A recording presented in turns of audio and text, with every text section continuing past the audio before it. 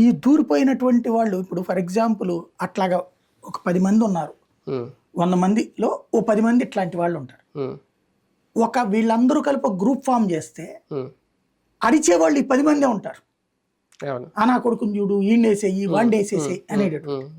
వీళ్ళ భాష కూడా అదే ఉంటది. మిగతా 90 మంది దాన్ని యాక్సెప్ట్ చేయరు. వాళ్ళ పని ఏంటి, కన్స్ట్రక్టివ్ గా జనంలో చర్చ జరగాలి అనేటట్టు ఆలోచన విధానం ఉన్నది. అది ఇది కలగలిపేస్తున్నారు ఇక్కడ. దానివల్ల సమస్య వస్తుంది. బేసిక్ గా ఒక రాజకీయ పార్టీకి సంబంధించి ఇదివరకటి రోజుల్లో తమ ఐడియాలజీని ఎక్స్ప్రెస్ చేయడానికి ఒక ప్లాట్ఫారాలు ఏంటి అంటే స్ట్రీట్ కార్నర్ మీటింగ్స్, స్కూళ్ళు, కాలేజీల దగ్గర సభలు, బహిరంగ సభలు, ఇవి పత్రికలు, టీవీలు, అవన్నీ అటో ఇటుకో అయిపోయినాయి. ఇప్పుడు ఇంకా న్యూట్రాలిటీ అన్నటువంటిది సోషల్ మీడియాలో మనిషిని బట్టి చూసుకుంటున్నారు. అక్కడ ఏంటి డెమోక్రటికల్ ప్లాట్ఫామ్స్ అవి ఎలాగా ఒక వాదన్నే వినిపించడం కోసం ఎలవ్ చేయట్లేదు కదా, అవి అవతల వాదన వినిపించే వాళ్ళని కూడా ఎలవ్ చేస్తున్నాయి కదా.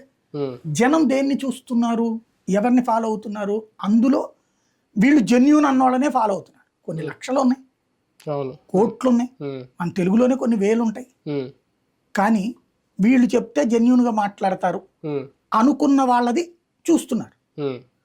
అలా అనుకునే వాళ్ళ విధానాన్ని మార్చాలంటే ఎట్లాగా, వాళ్ళతో వాళ్ళు జెన్యూన్ గా చెప్పేటట్టు నువ్వు ఫీడ్బ్యాక్